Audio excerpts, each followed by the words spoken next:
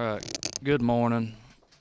We're going to go ahead and just go through this. We can't vote until we get the quorum, but what we'll do is we'll go ahead and start. I'm going to ask Clint Crow, the secretary of our committee, to open us up in a word of prayer, to ask guidance and providence to help us here today. I don't think that one, which one are you, 16? Thank you. Yep. Well, all right, let us pray. Dear Lord, thank you once again for letting us come here and do the business of the people of the state of Georgia, Lord. Lead us, guide us, direct us. Let all our deliberations be done in a way that be pleasing to you. And make sure that all of our families are taken care of, and help us through this week as we try to finish up the business that we're here to do and get back home, Lord. All these things we ask in Jesus' name. Amen. Thank you, Mr. Secretary. All right, so what we're going to do is I have added Senate Bill 31 on for today's agenda. We'll get to that last. But we'll start out with SB 36. Members, just so you know, we had this sent down from rules. We were going to attempt to change some language that we had worked on with Representative Miller and Chairman Gunner. And so they sent it back down because they figured it'd probably be best if the committee from whence it came made those changes. So that's LC 48-1325S, and I'll go through that real quick. This still has the pimping and pandering provisions in it. I will be making an amendment to line 41, where it says 1 year. I'm going to be making an amendment to change that to 2 years there in 41. And that will take care of the pimping and pandering provision. We did remove some language concerning age within the definition that had been provided for a victim of sexual exploitation. We removed that provision altogether, just looking at statutory consistency. We thought it's already covered by case law and statute elsewhere, so we felt as if just removing that whole provision would clean that up. It would have been on the old copy. It's not in here. We struck that just for more uniformity. Section 2, I believe that was language that we had originally had in House Bill 1383. If you'll recall, we had federal law enforcement agencies that had requested only the detainment power needed. We cleaned that language up and sparsed it down to exactly what we felt as if we had to have here. We did not, and they did not request the authority to arrest. They only felt as if they needed the authority to detain. So that is correct. It's only upon being requested. So that is 36. I know there will be an amendment offered by, I believe, Vice Chairman Reeves, and so I'll call on him at this time to explain what his amendment will be. Thank you, Mr. Chairman. I have 3 child protection bills to add to it. They are in your folder. The first is Representative Sain's Cruelty to Disabled Children bill, the Colton McNeil Act. It was House Bill 1022. That's LC number 560190S in your packet. The second is an incest bill from Representative Cameron, House Bill 327. LC 480792, and the third and final one was Representative Brad Thomas's child porn bill, House Bill 1361, which is LC 491917S. These are 3 great ideas to protect kids across Georgia in this dangerous age with technology and other things that threaten them. I move to add that to the bill. Hold on.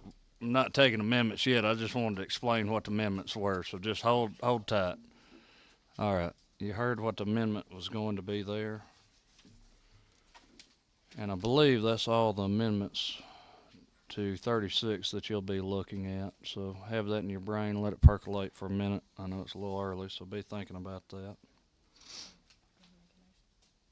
And I think we have a couple of people signed up. Robert Smith from PAC, as needed. I note that. Thank you, sir. Then I have Chelsea Thompson and Taylor Hawkins with Frontline Senate Bill 36. I'll give you 2 minutes. I know we've wore this out worse than a rented mule. I can do much better than that, Mr. Chairman. Taylor Hawkins with Frontline Policy Council. Our organization has offered detailed testimony not only on the underlying bill, SB 36, but also on each of the attached or the pieces y'all are considering attaching today that Representative Reeves just mentioned. And so with that, I'll just urge the excellency of this measure and the measures underlying it, both for the protection of our children as well as for the empowerment of law enforcement to do what needs to be done in order to take some very bad actors off the streets. So with that, we stand open for questions if there are any, but we'll just urge to pass, and I look forward to getting this on to the next step. You have no questions. Thank you, sir. Thank you, Mr. Chairman. All right. And then I have Maisie Lynn, if needed. Yes. Okay. I've heard plenty from me on this bill. Okay. All right. Understood. Okay. All right. So, believe a move would be in order to get us to the amendment process. All right. Amendments. Let me go back through here. I'm going to move that we strike in line 41 where it says 1 year and add 2 years there. That's line 41 on Senate Bill 36, LC 48, 1325S. All right. Moving second on the Smith Amendment. Representative Miller, you got a question about the amendment? No, Mr. Chairman. Okay. All right. On the amendment? No. Okay. All right. Okay, got a moving second on amendment. All those in favor of Smith Amendment say aye. Aye. All those opposed, same sign. All right. It's on. Okay, and Vice Chairman Reeves. I move to add the 3 bills presented a moment ago. Okay, if you'll just go back over which Sure. bills those are one more They time and the are LC numbers on each of them. 1361 LC 49 1917S, child porn. House Bill 327 LC number 48 0794 incest. And House Bill 1022, Cruelty to Disabled Children, LC 560190S. Okay, and the LC number on the bill for the AI child porn bill, that is the LC number from the Senate Judiciary Committee. That was the Senate Judiciary Committee's substitute on House Bill 1022. Okay, all right, got it. Okay, move second. Number 17, Representative Gullett. I just have a question. The one that, from Mike Cameron, I remember that passed the House, right? And all of these actually passed one chamber, just didn't get added now. Was that what's going on? I believe so. The Representative Thomas's bill, I know, passed the House and was over in the Senate, and Right. I was at that hearing. Yeah, it's a House bill in the Senate committee, so I get that one. Yep. Yeah. Cameron's bill, I believe, passed the House, I believe so. and then Chairman Sain's bill passed the House. okay, cool. Thanks you. And I believe each one of those passed this committee as well. All right, number 5, Representative Byrd. Thank you, Mr. Chairman. Just want to be sure that when we're adding 1361, all of that language inside this bill that we're talking about 36 right now. Is that correct? That's what I understood the gentleman to say. So we're talking about a lot of different things here. We're talking about stalking. We're talking about a whole lot of other things. And I also have a question. So if someone does an AI for a child that it really doesn't exist, is that still considered child porn? You know what? I think I'm going to call on Pat.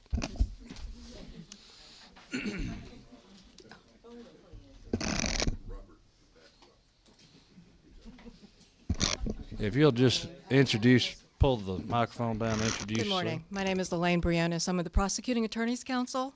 I've prosecuted child abuse cases for about 20 years. So 1612-100 deals with child porn. And in that statute, we have to prove that a real child is contained within that photograph. whether or not it's altered or not. What 1361 does is say that what we see now is we're seeing computer-generated sexually explicit images of children, and they're completely computer-generated. So that's what 1361 covers. The federal government has dealt with the real child issue in the same manner. They have a child pornography statute as well as an obscenity statute that deals solely with computer-generated as well as AI. So what seems to be happening here is 1361 is going to address the images that do not contain children. So in essence, it's an obscenity statute. Okay, and so my question is this.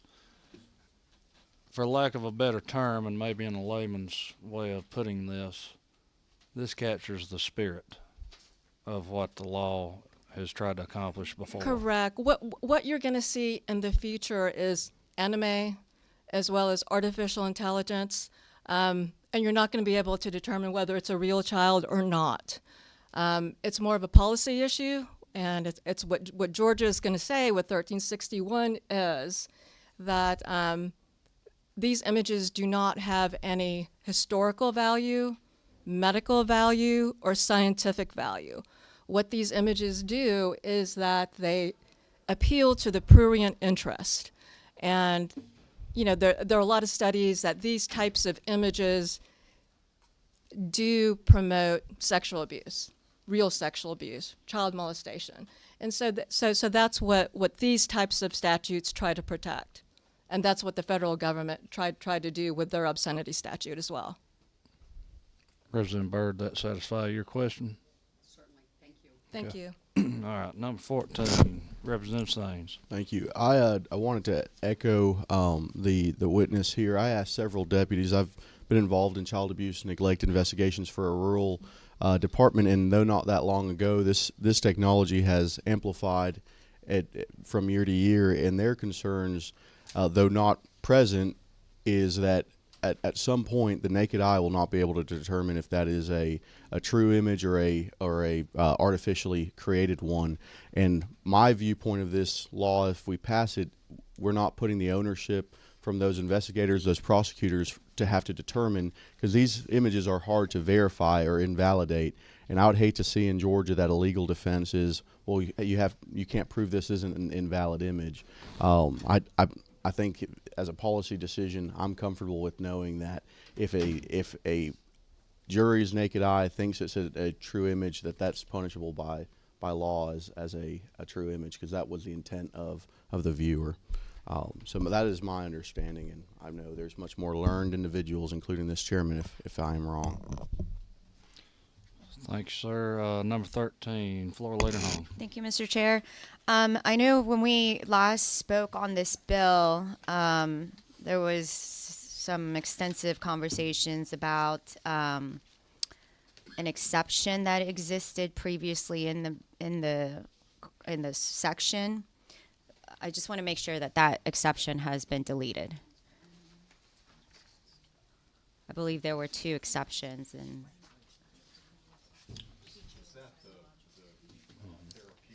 For therapeutic reasons or educational reasons. Yes, that was taken out. Thank you. Number 11, Vice Chairman Reeves. Miss Briones, you could just nod your head there. If you need to take the mic, you can. But isn't it true when you see these child molestation cases where somebody molests a child, they usually don't start there. They start years earlier with child porn and eventually cross the line into molesting an actual kid. And so keeping child porn, whether it's AI or, footage of real children away from the public, helps protect children from getting molested. If you're going to testify, you're going to have to come back to the mic.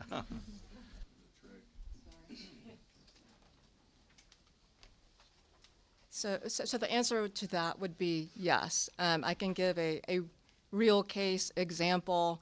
I got a phone call 2 days ago that someone that I prosecuted for possessing CSAM got out of jail. He's now on probation. And so when the probation officers went to his home, they actually caught him, again, on a computer in a chat room with 4 thumbnail images of what we suspect to be, again, CSAM. And in that chat room, he was talking about to another person what he wanted to do to those children sexually. So yes, there is a connection between looking at sexual images of children and actual child molestation. And I'm afraid to ask, but child sexual, but what's the rest of the CSAM? I'm sorry, child sexual abuse material. All right. Thank you. And I'll note each of these bills that Vice Chairman Reeves offered as amendments, they did pass Senate Judiciary. But for whatever reason, rules saw fit not to put those on, I think. But a little insurance here at the end, so not shooting darts, just stating the fact there. So anyhow, all right, you've heard the amendment. Bear with me just.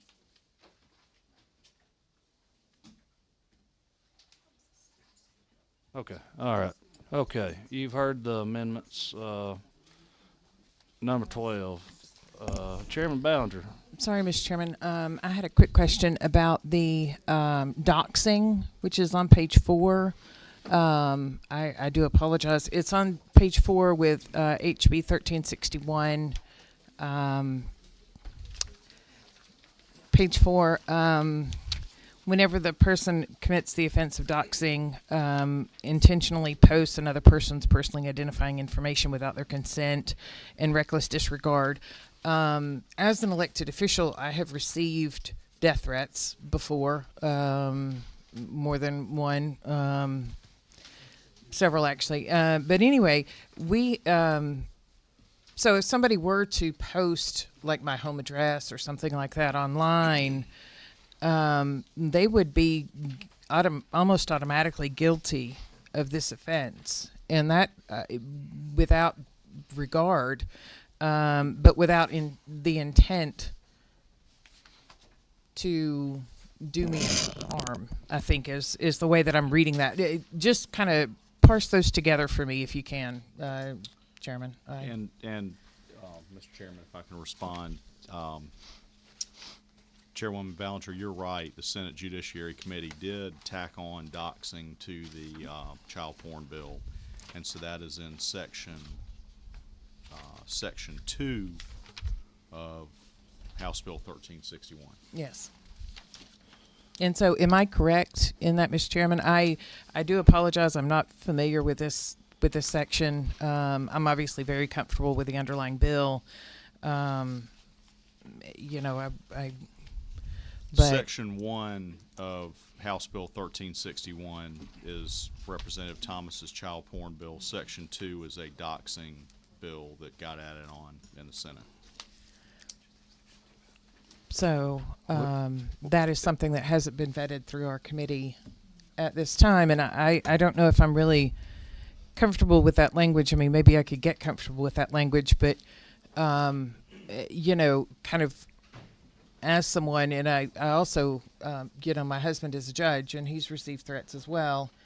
So anybody posting his address online would, I'm just worried that, like, because of a existing condition, shall we say, somebody kind of unknowingly could post the address, our home address, and be guilty of this crime. But, Mr. Chairman, I intended to offer 3 child protection bills, and therefore, if I can amend my motion that we add Section 1 of House Bill 1361 along with House Bill 1022 and 327. And if anybody wants to move to add doxing, I'll let y'all do that. But I'm bringing child protection bills this morning. All right, so you're still in your proposal of the amendment mode or posture, I would say. So would you propose to take out Section 2 altogether? Yes, Chairman. Okay. All right, I got a And little. Section 3 would just become Section 2, and Section 4 would become Section 3. Yes. Okay. I obviously that would ameliorate, that would do away with my concerns. All right. Okay. So just to reiterate what the gentleman just withdrew from his amendment, which is the part of that amendment is adding HB 1361, LC 49, 1917. He would want to add that bill with every section except for Section 2, if I understand the gentleman correctly. Everybody got it? All right. Okay. All right, you heard the amendment. I heard a second. All those in favor of the Reeves amendment say aye. Aye. All those opposed, same sign. All right, it's on there. Any discussion on the bill as a whole? I'm going to ask the majority whip of the state senate, Randy Robertson. Are you amenable to these amendments, sir? Yes, sir. I did not see anything that I did not support. Outstanding. Number 8, Representative Miller.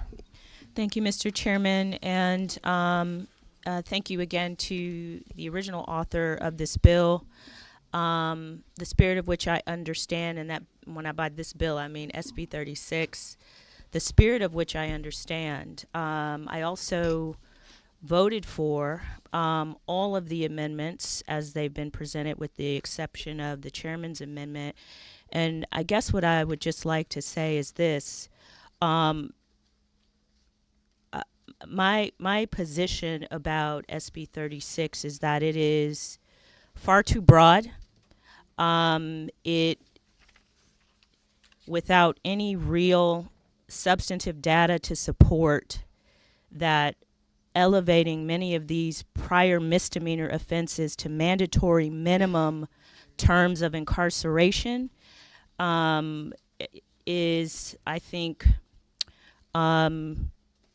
ill-conceived, in my opinion. This will broadly impact our district attorneys' offices, who are quite busy fighting very violent crime. They are underfunded. They are understaffed. They do not have sufficient resources. And we are adding a very broad category of felony criminal offenses to their docket without any real justification for doing so.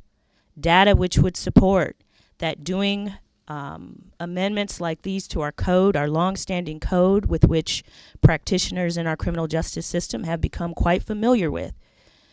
Now we are putting on their plates an extraordinary amount of new offenses, potentially ballooning our prison system with mandatory minimum sentences for what would largely be arguably nonviolent offenses, when we all know that we have a robust and aggressive human trafficking statute that would get at the conduct, as I understand the author's presentation, which he is trying to get at.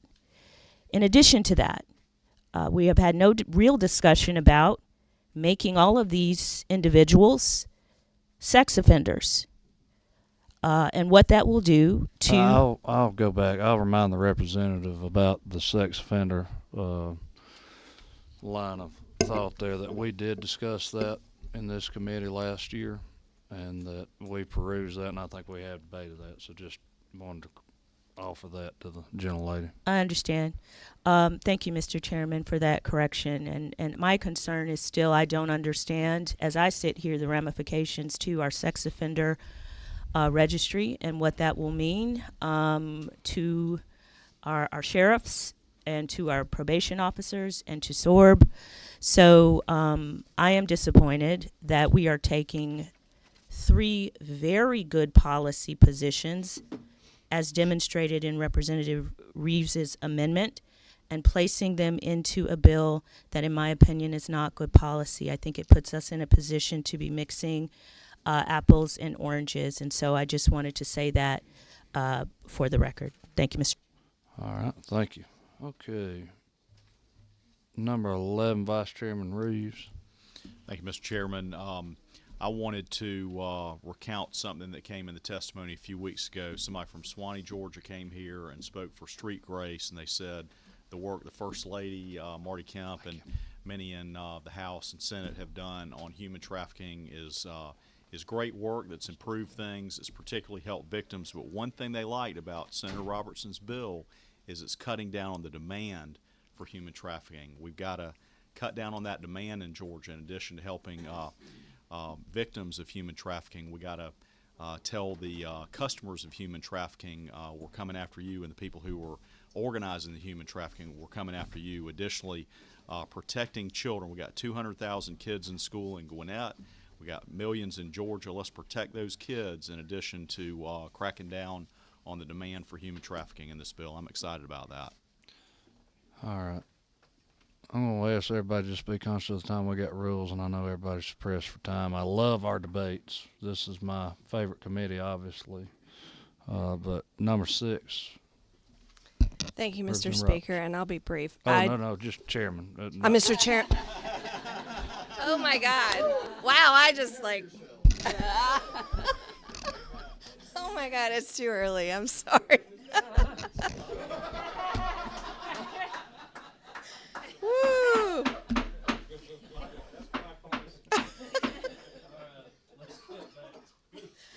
I was just going to ask if there, as my colleague Rep. Miller has suggested, that there's not been a whole lot of data to support some of this. Has there been any data to support that doing this is actually going to cut back on the demand for sex trafficking?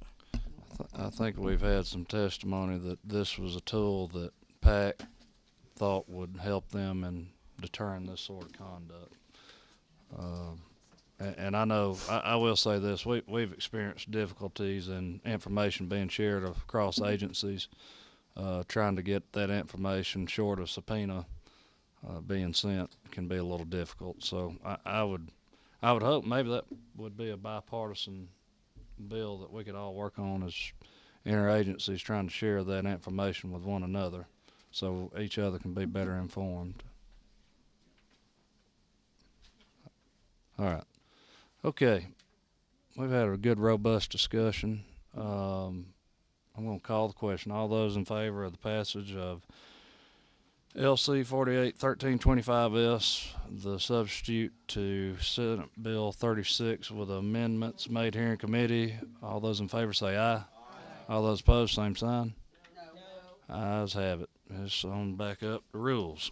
Moving right along. We sure do appreciate that.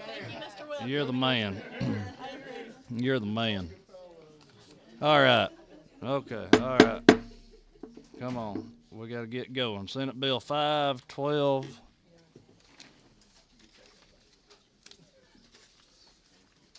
Is on our agenda.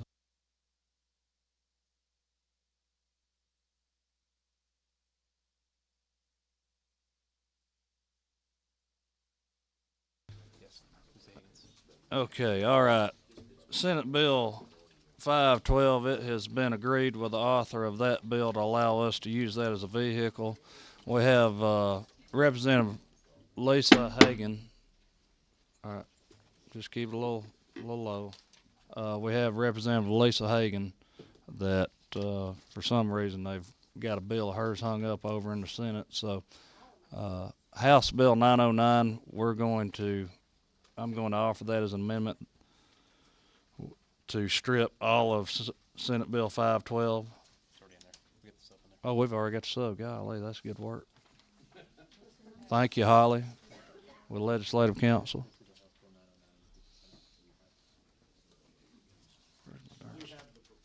Yes, indeed, we do.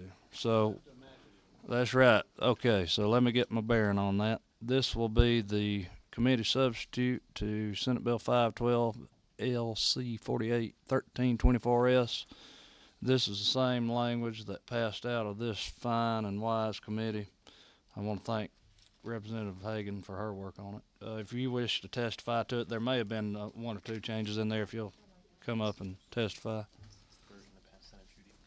I stand corrected, and I'll correct the record on that. This is the version that passed the Senate Judiciary. If you want to just tell us real briefly what that was. Sure.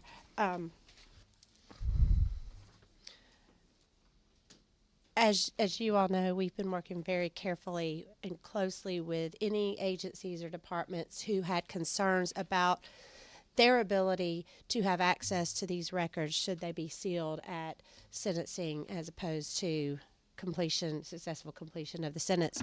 And so we heard from the bankers, and we made an adjustment for them. This was I think this was after we got over to the Senate.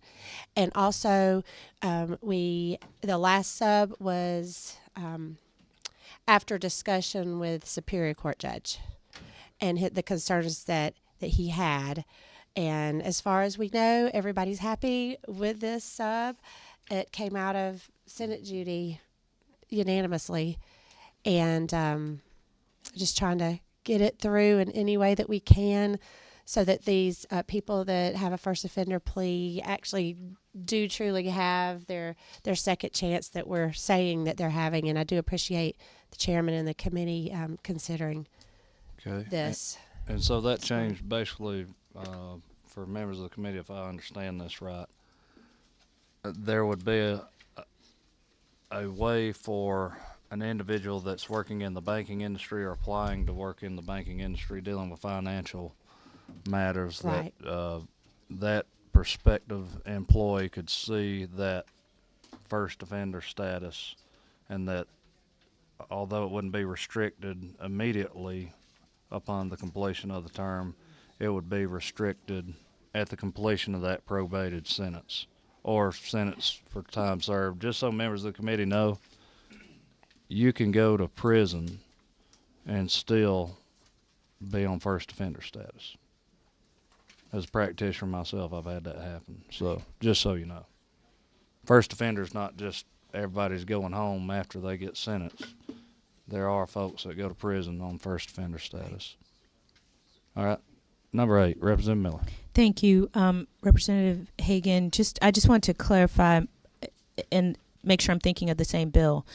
The bill you had previously, as I recall it, was that individuals could get their record seal at the time of sentencing as opposed to waiting until the completion of. Right. Okay, and is that still what is contained here? The original intent of the bill is still intact. That was my main concern in all of the working with the different groups, was that we still maintain that intent. And Thank you. We've been able to do that. All right. You have it before you. Move to pass. Second. Any amendments? Seeing none. All those in favor of the passage of the committee substitute to Senate Bill 512 LC 481324S say aye. Aye. All those opposed, same sign. All right, congratulations. Back up to rules with it. Or we're sending that to rules, rather. I want to thank the good senator for allowing us to do that. Yes. Okay. We're going to go on to the Senate Bill 31. We have permission from Senator Beach to use that as a vessel to travel along this last part of the journey. Chair will be offering an amendment to that. It will be adding what this committee passed out, I believe, on crossover day morning, or maybe the day before. However, I'll be offering the House Committee on Judiciary Non-Civil substitute to House Bill 1118, that is LC 481261S, which you'll find in your folders. That encompasses Representative Draper's original bill plus the amendment that I'd made and this committee passed out. We debated this thoroughly, but I'll entertain any discussion on that. And this didn't make it out of the House on crossover. It didn't make it out. It didn't make it to the floor. Did the Senate bill come to us? It did, and we've got permission to use that as a vessel. This committee had passed it out, so we're going to give them another shot to take a look at it. So we would add the House bill and Senate bill? Yes, sir. Strike all of Senate Bill 31 and insert LC 481261S that passed this committee shortly before crossover. Not so much add as replacement. Replace. So you strike everything and place LC 48-1261 within there. Yes, Representative Gill. Yeah, I don't remember this.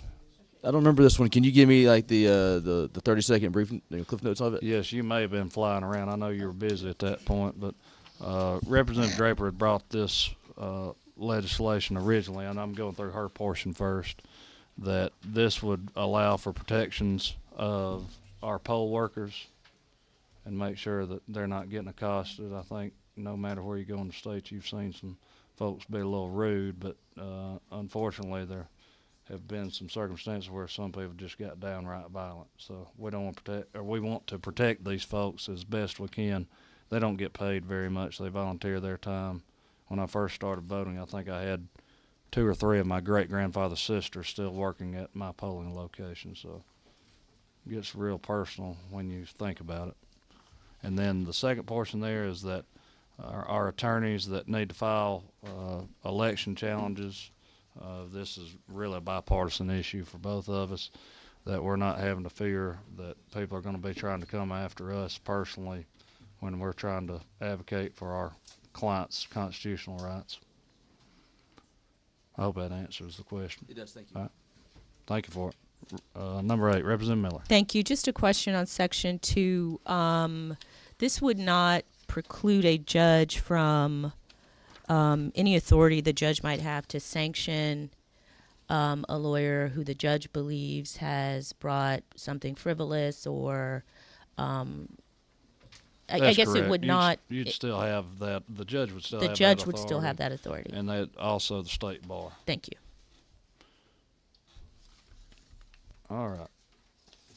You have the proposed amendment there before you to Senate Bill 31. Senator's gracious enough to agree to us substituting our language there for it.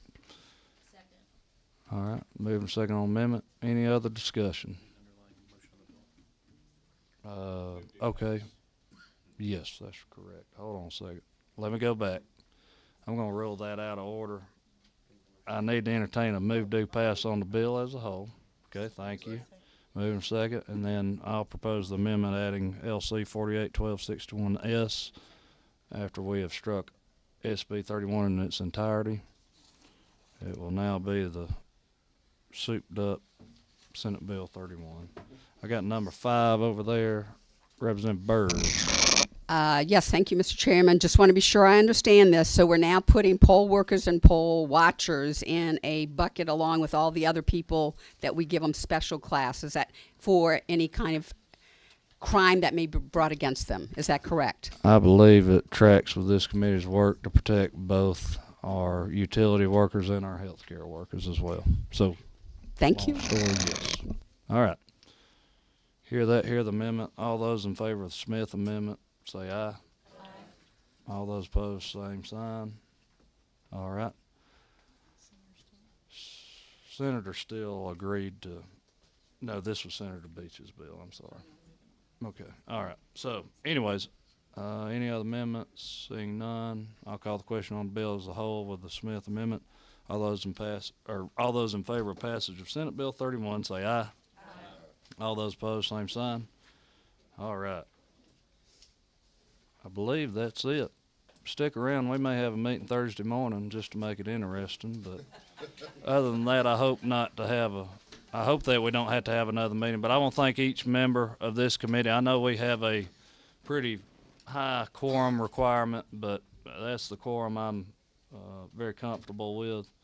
And so it has been a pleasure in this biennium serving with each and every one of you. I know I've been aggravating trying to have you here with us, but thank you for making the time to do the good work of this committee. It's serious. I tell everyone when describing what our committee does that we have the responsibility for everything from running a stop sign to the death penalty. This committee deals with restriction of liberty more so than any other committee. And I thank you for the serious work that you put into it. With that, we're adjourned.